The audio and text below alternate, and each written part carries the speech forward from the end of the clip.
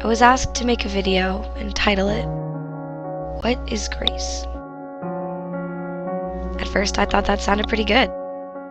It seemed easy enough. But as I began to research, I quickly realized that I didn't understand a single thing I was reading. Of course, it resonated in me when I saw a sinner's burden or guilt was lifted.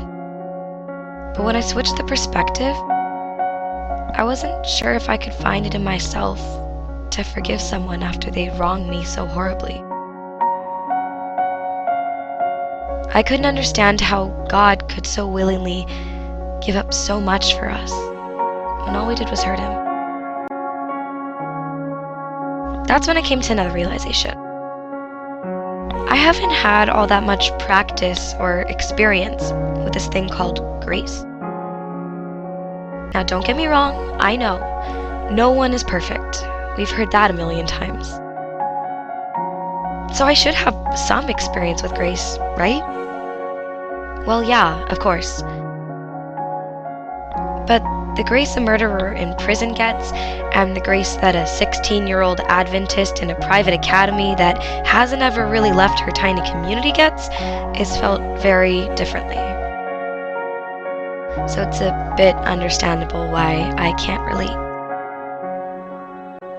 Which again brings us to the question, what is grace? It's defined on dictionary.com as favor or goodwill, or put in religious terms, as the state of grace, being the condition of being in God's favor. And that's good and great and all, but it doesn't change or move us. It doesn't allow us to look at the world in a different way.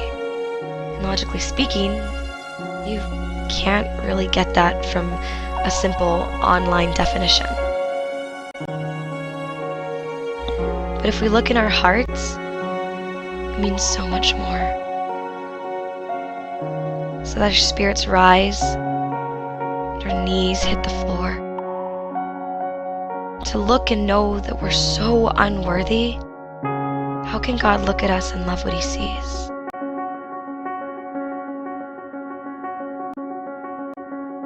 Because grace is God's righteousness at Christ's expense, incomparable, undeserved benevolence. We're fearfully, wonderfully, and beautifully made by the grace of God who put his all at stake. For in Christ's eyes he sees nothing that you need be. Just trust, believe, and you'll be set free. Sometimes that's all it takes to clean a slate. Sometimes that sounds a little too good to be true. And once again we question, what is grace? And we can't seem to find enough reason to keep pushing through. Because we know we all fall short of the grace of God. We're criminals, runaways, scared outlaws, martyrs, frauds, indeed all broken and flawed. But Paul reminds us with words of hope. For while we were still weak, at the right time Christ died for the ungodly. And it's been written and spoken for times when we're beautifully broken. What then shall we say to these things? If God is for us, who can be against us? So I ask you now to dream. Dream of a love that can span the distance.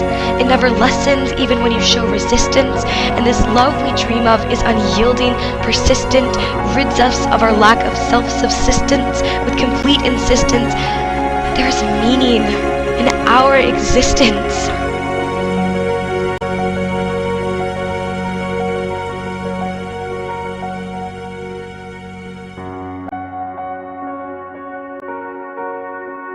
So tell me again of this thing, God's grace. Give me this free and unmerited favor. Let it light a fire in me as I wear my title, sinner. Grant me this peace and agape love, because it's true and bright in my darkest of times. because God really always can endure. He sent His Son as the purest cure, so that one day, in the right time and place, we'll be wholly granted this miracle called grace.